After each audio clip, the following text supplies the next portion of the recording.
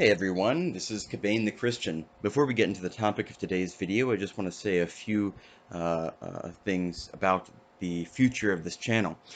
Soon, within the next month, and hopefully within the next 1 to 2 weeks, this channel will undergo what I hope to be a major relaunch, where the stream of content will be much more regular.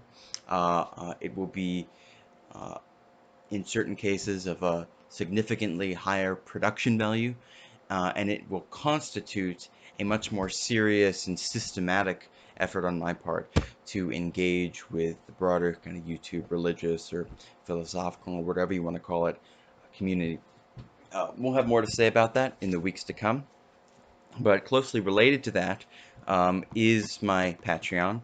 Uh, I appreciate any contributions that you are willing to make. Of course, don't make a contribution if you yourself are in dire financial straits.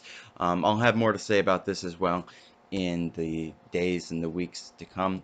But I just want to say for now that if you appreciate this content, if you want to see more of it, if you want to have a steady stream, um, uh, uh, I would be very thankful for whatever amount you wish to contribute. But even just listening and expressing your uh, satisfaction or constructive criticisms of the content is very much appreciated.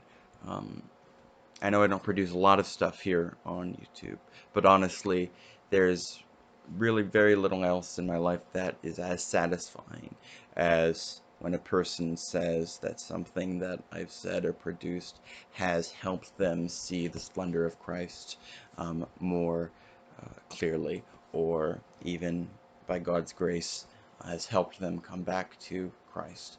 Um, so I really do appreciate all of your kind words. I know I don't get to respond to all of them.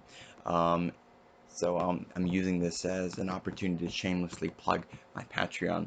But again, we'll have more to say about the mechanics of this in the days and the weeks to come. There will be, I think, a tiered structure. But I don't want to waste any more time on the procedural stuff, because today what I'm going to be doing is starting a kind of podcast series. And I call it podcast because it's just audio. We'll be having some content which is more than audio very, very soon. But I call it a podcast because it's just audio. And what I'm hoping to do is go chapter by chapter, though maybe we'll combine some chapters here and there, and maybe we might do multiple videos or podcasts on the particularly dense chapters. But in general, the plan is to do a chapter by chapter analysis of all three books of C.S. Lewis's famous space trilogy. And this video it will be a general introduction to what I think the main themes of the space trilogy are. I want to say a few words about why I appreciate the space trilogy so profoundly, the kind of impact that it's had on me and on my theology, and just kind of the justification for spending so much time in this material. Now, when people hear C.S. Lewis's name, the first thing they think of, if they think of anything at all, is probably either Mere Christianity or the Chronicles of Narnia. C.S. Lewis wrote a lot more than that. He has really quite a substantial literary corpus. His essays have been very helpfully compiled in a volume that you can buy on Amazon, and it's actually on Audible. It's over 100 hours of C.S. Lewis material, and it's really excellent. C.S. Lewis has had a very uh, um, intense impact, I think, on me, on the way I think, and on my spiritual life, especially in recent years. Uh, Growing up in a Christian house, you hear the name C.S. Lewis, but, you know, as a pretentious teenager, the assumption is, oh, he's probably overrated. But a few years ago, I started to get more and more into his material, and as I did, I became more and more impressed with the incredible clarity of thought which Lewis evinces in everything that he writes, both fiction and nonfiction. And related to that clarity of thought is the incredible unity of thought which permeates his whole corpus. You can find kind of a canonical theme that runs through all of his books and all of his different kinds of literature. Whether you're talking about his writing about the medieval world, whether you're talking about his approach to literary criticism, whether you're talking about his children's fiction, like the Narnia book, and whether you're talking about his quote-unquote science fiction or space fantasy, there is a unity which runs through all of these different books, and each kind of literature and each product in these genres helps one see the truth that he helps teach us in a different way. And I think different people are most receptive to different kinds of literature. So I want to talk about in both today's introductory video and in the chapter-by-chapter analysis some of the connections that we can find between the Space Trilogy, or as we will be calling it, the Cosmic Trilogy. More on that in a moment. And I want to talk about the connection between this and some of his other books, both fiction and the Chronicles of Narnia, and his other fiction literature, and nonfiction. So people often say, for example, that Hideous Strength is kind of the twin book to the Abolition of Man. In that Abolition of Man is a philosophical critique of a particular concept of meaning. And it's a concept of meaning which is assumed rather than proved, and it forms the basis not of highfalutin academic literature, though it's definitely present there, but of basic elementary school textbooks. And so he critiques these assumptions by looking at I think it's an elementary school or a middle school textbook. And that Hideous Strength is designed to be a critique in the form of a novel about a secret society which takes this very seriously and applies it systematically. But I think you can make the same sort of connection between the first two books in the trilogy, that is, Out of the Silent Planet and Perelandra, and Miracles. Now, Miracles, as I read that book, it seems to me that the title really understates the breadth of its content. It begins, you can think of it as a seed, and it begins with a discussion of miracles and the contemporary philosophical and attempted scientific critiques of the notion of divine action in the world. But as you work through the argument, it blossoms and unfolds outwards into this extraordinary defense of Christianity, both in terms of its plausibility, in terms of correspondence with the actual concrete realities of the world, and in terms of its aesthetic qualities, the beauty which permeates the whole thing, a beauty which you wouldn't have been able to construct from scratch. It's not what you would have expected, and yet when you see it, it's impossible to unsee. I do ask if you are a critic of Lewis, or if you're not a Christian, if you're a critic of Christianity, that's fine, but please do not attempt to write a rebuttal of Lewis's arguments based purely on my summaries of them. Please do read them yourself if you want to attempt a criticism. But Perelandra and Out of the Silent Planet, in many ways, underscore and reinforce the themes that get explicated in Miracles about the concept of nature, for example. So, Lewis critiques the way that the natural-supernatural distinction is elucidated or assumed in the modern mind.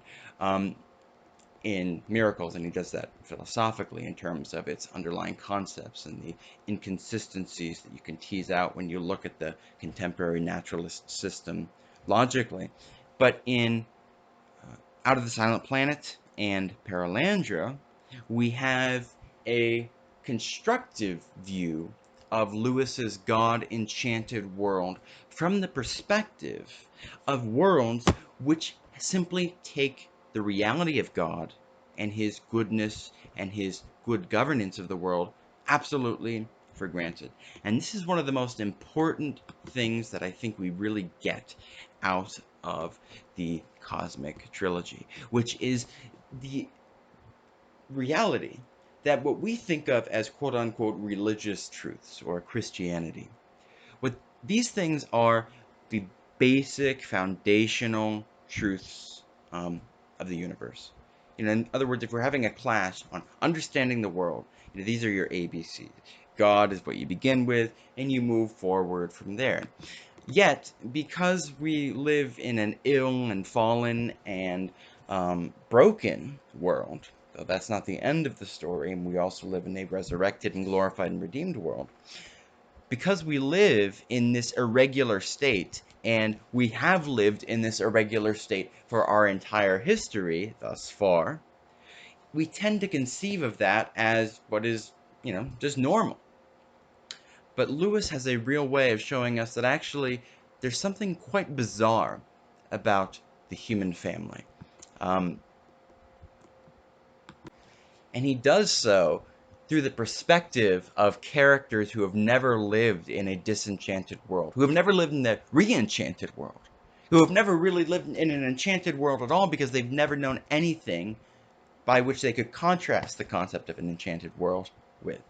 They simply lived in a world where, of course, God exists. Everybody knows God exists. There's no dispute that God exists, and there's no dispute that he engages with the world on these terms. There's no fog. There's no fog of war, um, which is causing confusion. And that idea of a fog of war, which is creating these currents of confusion in what we would call human religious ideals, is a very important one in Lewis's work.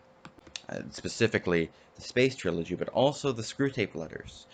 I don't want to go on too long of a tangent here, but there was a relatively recent discovery, I think, of an early manuscript of the Screwtape Letters, where the introduction says that the Screwtape Letters are letters from a demonic senior tempter to a junior tempter, but they were found and they were translated from the Old Solar language. Now, this is a language which is unfolded as a literary construct in the Cosmic Trilogy.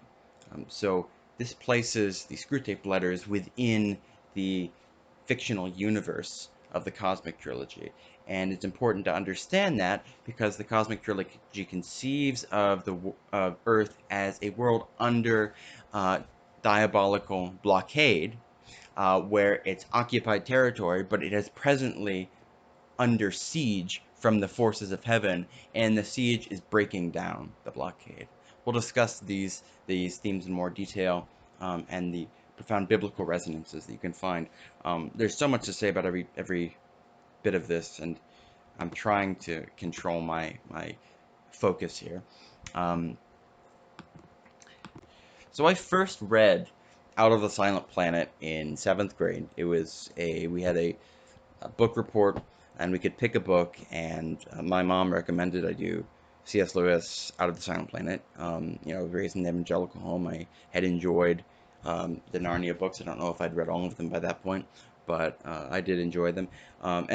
It was an intriguing concept to me, the idea that C.S. Lewis, whom I knew as a kind of a Christian author, a classic Christian author, the author of these wonderful children's novels based on explicitly Christian themes, how exactly science fiction was going to relate to anything he had to say. And I knew nothing about the story of the book at all. And if you know the old covers of Out of the Silent Planet, you can look them up on Google Images. The cover really has nothing at all to do with the book. You can see some connections if you know the description of the spaceship really well, but you will get no idea whatsoever of the actual narrative thrust of the book from the cover. So I knew nothing about it. And it was really an enchanting experience walking through Malacandra, which is the world that the protagonist, Ransom, visits in the first of the Cosmic Trilogy.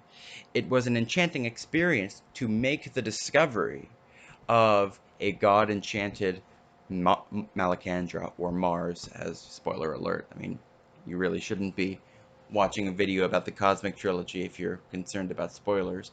But it was amazing to have no idea how exactly Lewis was going to connect these themes. To have in your head all of the kind of cultural images about wicked, or not wicked, but Lewis would call it superhuman intelligence, extraterrestrials of superhuman intelligence and subhuman cruelty in your head, and to have those fears with the protagonist, with Ransom as he visits Mars, and then to discover, to your astonishment, the ways in which the inhabitants of that world articulated the Christian, what we would call Christian theology, in their own terms, in language which does not reflect any kind of history of controversy. So that's a really crucial narrative device. And it's hard to do that because our own theology, when we talk about specific concepts like the Trinity, talking about the Trinity as distinct from other contradictory gods concepts is only coherent in a world where there's actually been controversy about the nature of God. And that only makes sense in a world where there's fog of war. Now, that sounds just totally normal to us. And for an unbeliever, it sounds silly for me to talk about this as something that's just contingent, as something which just isn't the way the world is. But of course, if you grow up in occupied territory and that's where you've grown up all your life, well, that's the reality that you know. If you grow up in North Korea, the reality that you know is not going to be the reality that is. And so the inhabitants of these other worlds will talk about God, and they'll talk about concepts which can be identified in Trinitarian terms, but they'll talk about them in terms that have no history of controversy. They will talk about them in ways that make sense, where they're just the basic taken for granted truths about the world. So it was an enchanting experience walking with Ransom through the literary Malacandra of Lewis's construction. Um, I reread the book, I think maybe about, I think when I was 21 or so, and I loved it. I also read Paralandra at that point, which I enjoyed. And it was only, I think in 2017, 2018, where I really got deep into Lewis, and I finally got through that Hideous Strength, which is hard to start, but it's a wonderful book when you are able to get through it from start to finish, and audiobooks really helped me with that. But since that time, I've only really gotten more and more passionately devoted to the Cosmic Trilogy. Um, uh, Now I re-listen to it at least once a year, usually 2 or 3 times a year.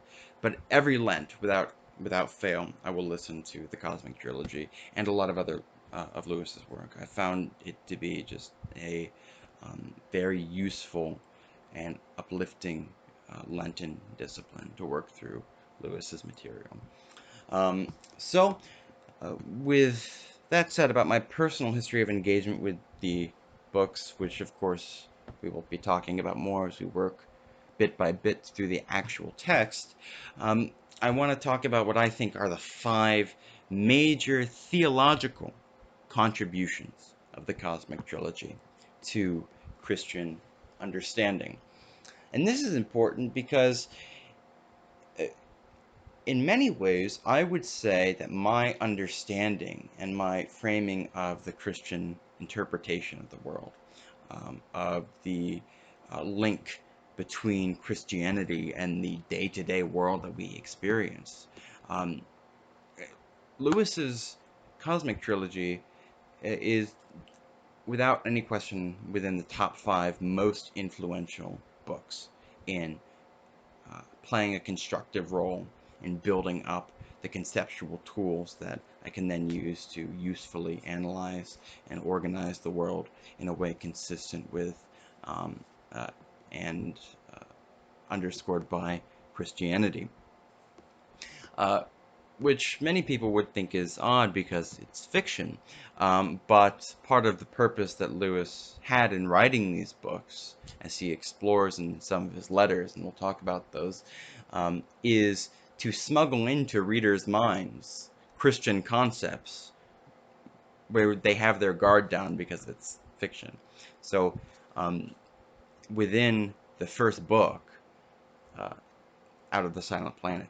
Here's a very clear, and when I say clear, I mean that seriously because I got it immediately as a 7th grader, but there's a very clear description of the rebellion of Satan and of the role he plays in deceiving and enslaving the children of Adam. But most of the reviewers of Out of the Silent Planet in the first printing did not pick it up. So Lewis has this purpose of introducing a conceptual matrix to people in terms which they may not be altogether familiar with, and therefore which they are not instinctively resistant to. It strikes them as something new, as something exciting, and I think that that's warranted. Um, it's not a deceptive tactic, but it's a way of introducing Christianity to people for the first time, because a lot of people have a superficial knowledge of Christian theology, which masquerades in their minds as a serious understanding of what Christianity is all about, including Christians. So I want to talk about the 5 theological themes of the cosmic trilogy, and each one of these themes describes the actual kind of concrete world.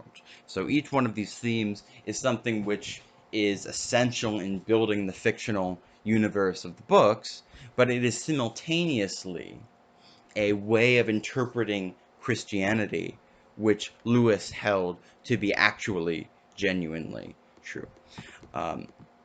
So the first point, which is crucial to the cosmic trilogy, pertains to why I'm calling it the cosmic trilogy. And that's what I'm going to call here the sacrality or the sacredness of the stars. So there's a narrative that we have in our minds where in antiquity and in the medieval world, you look up at the heavens and you see the realm of the gods. You see a realm of otherworldly enchantment, a realm which is qualitatively different from the one which we inhabit. And the idea is that with the onset of the Newtonian age, with the onset of the sciences, where we learn more and more about the actual structure of the universe, the basis for such a conception of the sky is totally removed. Now, the problem with that is that there's just no logical reason for it whatsoever. Lewis in the Cosmic Trilogy emphatically defends the classical understanding of the sky, what we look up and we see, what we call outer space. He defends it as deep heaven. So I'm going to read a passage from Out of the Silent Planet, which is one of my favorite passages in the books, and this kind of sums it up. This describes the protagonist while he's on the spaceship for the first time.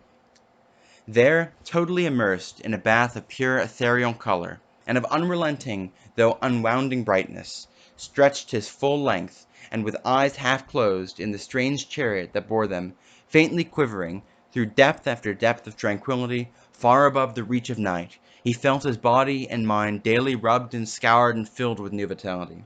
Weston, who was one of the people who kidnapped him, in one of his brief reluctant answers, admitted a scientific basis for these sensations. They were receiving, he said, many rays that never penetrated the terrestrial atmosphere. But Ransom, as time wore on, became aware of another and a more spiritual cause for his progressive lightening and exaltation of heart. A nightmare, long engendered in the modern mind by the mythology that follows in the wake of science, was falling off him. He had read of space. At the back of his thinking for years had lurked the dismal fancy of the black, cold vacuity, the utter deadness which was supposed to separate the worlds. He had not known how much it affected him until now. Now that the very name space seemed a blasphemous libel for this empyrean ocean of radiance in which they swam. He could not call it dead. He felt life pouring into him from every moment. How indeed should it be otherwise, since out of this ocean the worlds and all their life had come? He had thought it barren. He now saw that it was the womb of worlds, whose blazing and innumerable offspring looked down nightly even upon the earth, with so many eyes, and here, with how many more? No, space was the wrong name. Older thinkers had been wiser when they named it simply the heavens which declared the glory. the happy climes that lie where day never shuts his eye, up in the broad fields of the sky. He quoted Milton's words to himself lovingly, at this time and often. So the key concept here is that when we think of space, if you just take the words outer space, the preeminent governing quality is emptiness of space, right? And also blackness. So this is what we conceive of when we think of outer space. It's this empty realm, black of light, and it's destined ultimately to put out all the lights which it does have. But that's the actual opposite of the traditional concept of what we're looking at when we look at the sky, which is that it is deep heaven. We're not looking at outer space. The outer darkness is, in fact, the very opposite of deep heaven. We're not looking at a realm dominated by darkness. We are looking at a realm which is always swimming in an ocean of light. And I think perhaps, this is kind of hard to articulate, but I think perhaps one of the flaws in kind of our pattern of thinking and in the fabric of mental images that we kind of conjure up when we appeal to these concepts and when we learn these concepts is the idea that if you take a source of light, so the only thing that properly belongs to that source of light is the original source itself. And what I mean by that is you've got a lamp, right? And you turn on the light bulb and it's shining with light and it sends out photons in all directions, and you receive those photons and you perceive them in the quality that we associate with the concept light. We tend to assume in our minds that the only thing which properly belongs kind of ontologically to the lamp is the light when it remains within the original object.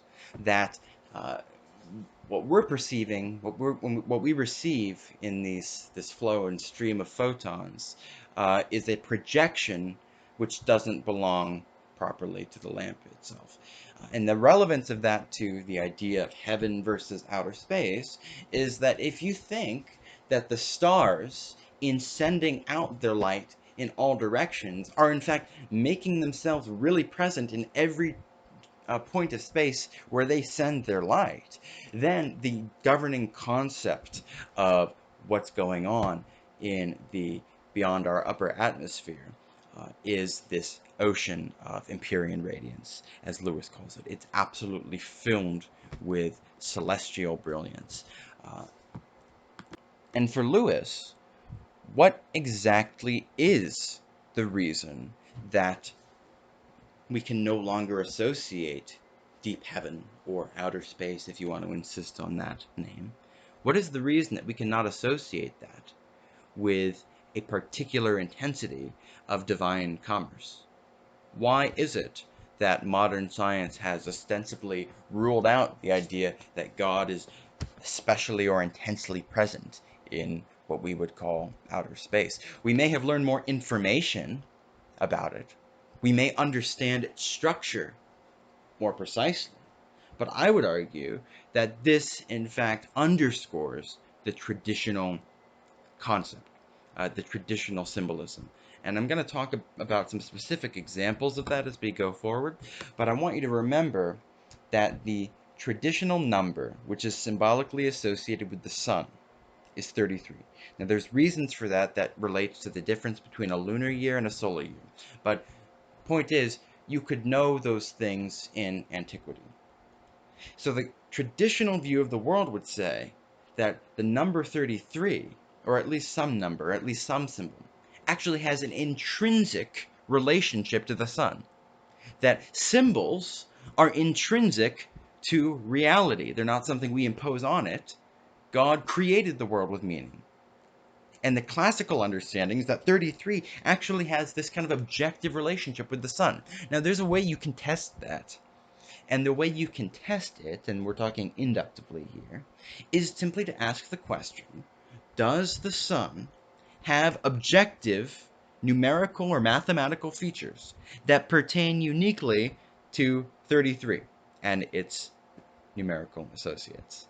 And yes, it does. This is not something that I've stolen out of somewhere or something that um, uh, I've made up off the top of my head. This is something which just struck me incredibly. When I was just looking at a list of information about the sun. So objectively, if you want to talk about kind of objective mathematical figures, you got to talk about ratios, right? Because if we want to talk about mass in terms of grams and so on, well, that's a human figure of measurement, and we could use whatever figure we wanted. We can make up a new standard of measurement to get whatever number we wanted. But what exists objectively in the universe is ratios. That is, how large the sun is relative to the Earth, how massive it is relative to the Earth, its diameter, and so forth, so on and so forth. Now, the sun is, in fact, 333,000 times more massive than the Earth. I mean, it's absolutely mind-blowing that in antiquity, across a wide variety of cultures, the number 33 and its, might call it cognates. The number 33 and its cognates, as in like 333, 3,333, just so on and so forth. That this number is symbolically associated with the sun and is thought to be an intrinsic quality of the sun, that the symbol is intrinsic to the real thing. And that with modern cosmology, we understand the sun and its existence in a much more precise manner. And what it does is it gives us many more instances of that very same number appearing in different places. So that's just one of many examples. And I could give you more examples of 33 and its cognates coming up in relation to the sun. There's a book called The Matrix of Creation, and this is not written by a Christian author, but it's very interesting on all of these elegant ratios which exist in our solar system. So we tend to think of it as a sort of quasi-random distribution of rocks and mass and so forth. And if we as Christians or as theists want to appeal to the heavens as grounds for our belief in God, we might do so by appealing to its splendor, or by appealing to its mere existence to begin with, or perhaps by the fine-tuning argument that is, it has to be fine-tuned in X, Y, and Z way to exist in the first place. But we can go much further than this, I think, and we can see, in part through data that we've learned from modern cosmology, that the universe, the creation, has been just as precisely arranged as the temple and the tabernacle. Or the temple and the tabernacle are miniature representations of the creation. They're kind of cosmic world models. They're, in a way, they're theaters on which certain events in cosmic history are reenacted. Note that the theater is often connected in antiquity with temples, and there are reasons for that I won't go into at this point. But it's amazing how much sense the ancient world begins to make when you understand the fabric of biblical and traditional Christian symbolism. But the universe, the creation, as it really exists, and as it is known in part through cosmology, is just as precisely arranged, and is just as beautifully arranged with the same symbolic elegance, except because it's much larger, it's much more sophisticated. The tabernacle and temple, they're only symbols or representations of this fabulously sophisticated work of art. The symbolism is much more subtle, it's much more complex. I remember in Carl Sagan's Cosmos, which, in terms of the kind of factual story it presents, I have deep disagreements with it, but I really do appreciate the sense of wonder which he carries through the whole thing. And obviously he was a brilliant guy, very thoughtful person, much more thoughtful than most, I think, of his naturalist admirers. But in the episode which deals with the idea of an extraterrestrial intelligence, the question is raised, how would you know, first of all, that they exist? And so the idea is you get a series of prime numbers, because that has to be produced by an intelligence. It can't be produced artificially by just a regular repetition of something like a quasar or whatever. So you get that sequence of numbers, but then that's not the main message. The main message is much more subtle, much more sophisticated, and it would require much more effort to decode. So that's a very close analogy to what I think we see in the creation. The creation declares that God exists. I mean, it's an absolute, in your face, obvious proclamation. The fact that we've grown up in the fog of war and that human culture has invested enormous amounts of energy developing systematic coping mechanisms in order to reduce social cognitive dissonance. By the way, there's a difference between social cognitive dissonance, collectively, and individual cognitive dissonance. This is not the claim that an atheist really deep down believes in God. So please keep that in mind. Just the fact that we've developed these kind of coping mechanisms, it doesn't make it objectively any less obvious. So the heavens declare that God exists, but the psalmist does not say the heavens declare that God exists. The psalmist says the heavens declare the glory of God. And the glory of God is something which is much more concrete, much more specific than the idea of God's existence. The glory of God is not just the fact that God exists, but it is the revelation of the way in which he exists. We come to know God as he is by sharing in his glory. And the creation is a rich and beautifully designed work of art which communicates specific truths about God, who he is, how he exists, and how he is beautiful. And these symbols are objective.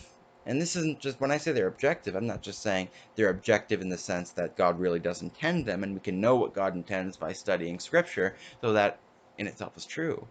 I'm saying that they're objective in that they can be objectively known on their own terms.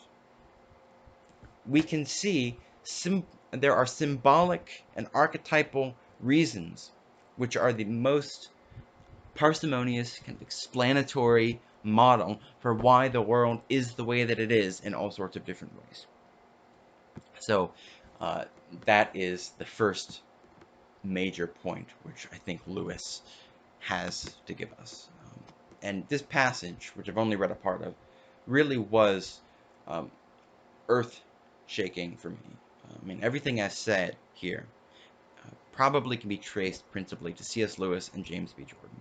I've talked about Jordan elsewhere. He's not as well known as Lewis by far. Utterly brilliant. Lewis, I'm going to give his due here. So I have 5 points here, but I'm only going to go through the first 2, and we'll do the other 3 in future videos. But the second point that I want to present is the normality of sanctity. And this is the idea that to live an ordinary life, to live a basic human life, is to be holy, is to be united with God, is to be obedient to his commandments. So this is something which it is crucially important for us to understand practically, and it's also important for people to understand conceptually if they're being introduced to Christianity in a serious way for the first time, which is that God's commandments are not arbitrary. God's commandments are not given, willy-nilly. The only reason that they are framed as commandments is because the human family is ill. So if you have a mentally ill patient, and I'm not naming any particular group as mentally ill here, so please don't try to tar me with that brush. I'm conceiving of the human family corporately in terms of a mental patient. The mental patient in the mental hospital is going to receive and have to be given all sorts of very obvious instructions which we take for granted in our daily life. There are all sorts of things which seem just totally self-evident to us that the mental patient will just push against. And he'll have to be protected by being instructed in many kind of the basic principles of our day-to-day existence. And we're talking both about someone with what we might call a mental disability, a learning disability, um, or we could be talking about something like schizophrenia. So they're analogous in different ways. But fundamentally, these are uh, wounds, they're illnesses, which, which mean that certain basic truths need to be communicated as if they were not basic. And this is something which is true in general of the divine commandments. So probably the most shocking and scandalous application of this would be to sex, because sexual lust and incontinence seems so utterly natural, especially today in the context where we live. But it seems so utterly natural that people would not keep to one partner. You know, you hear this all the time today. Oh, monogamy, you know, that's a, you know, humans aren't meant to be monogamous, blah, blah, blah. The question, I think, is why, given the obvious fact that humans are meant to be monogamous, given the fact that a monogamous marriage is pretty much the one institution which exists in every single human culture. You have polygamous marriages, yes, but there are plenty of societies with no polygamy, but they all have monogamous male-female marriages, and it doesn't exist vice versa. Given the obvious fact that humans are monogamous creatures, they're meant to be monogamous, why is it that so many of them deviate from that norm? Because we know of animals who are by nature monogamous, but you do not see the same systematic deviation from that norm and consequent destruction of their own order of life that we see in the human family. It is a curious thing. But the only way that we can really appreciate the curious nature of it is by seeing it in contrast to a society which is not weird in this way. And this is what Lewis allows us to do by looking at unfallen worlds. And these worlds of Paralandra and Malacandra are unfallen in different ways, which we'll get into. But I want to read a passage from the first book, Out of the Silent Planet, where Ransom is being interrogated, as it were, being asked about his own world by Hyoi, who is a Hross. That is a particular sort of creature on Malacandra. It's a rational creature, it has language. And in the Cosmic Trilogy, the word meaning rational creature or person is Hnau. Sometimes it's pronounced Hnahu, but we'll pronounce it now. And in the process of explaining the structure of human and terrestrial society to Hyoi, this discussion occurs. Ransom says, oh, how of love in a bent life? And bent is the word that they have to come to describe what we would call sin or rebellion, because it's so unusual, so bizarre that there's actually no regular word for it, which is a brilliant way of driving home this point. And Hyoi says, how could the life of now be bent? Do you say, Hyoi, that there are no bent rasa? The plural frost. Hyoi reflected. I have heard, he said at last, of something like what you mean.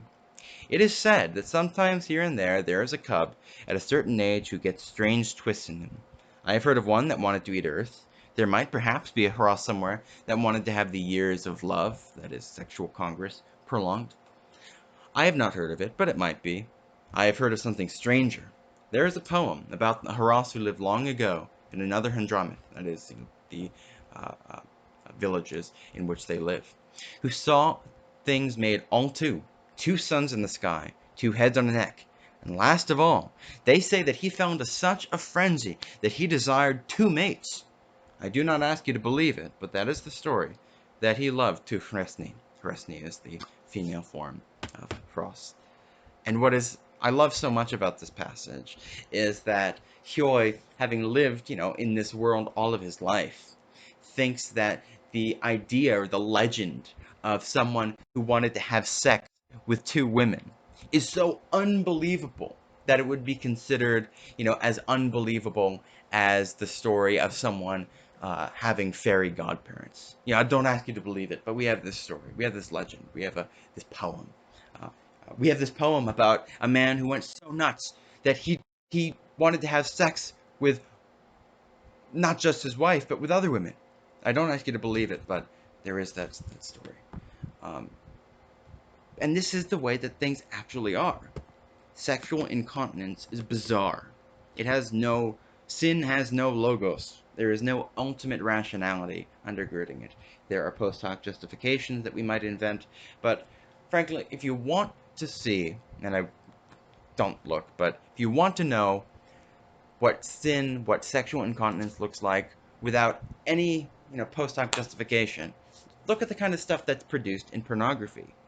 The unadulterated nature of the evil is amazing.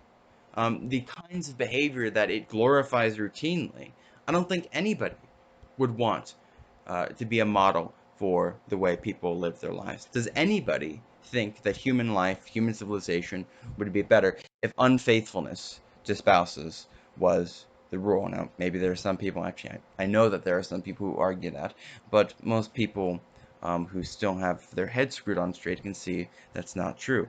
Um, God's way, God's commandments really is the best way. It's the way to true human flourishing, and that's because it's the only normal way. Sin is not only wrong, it's just utterly bizarre, and it's silly.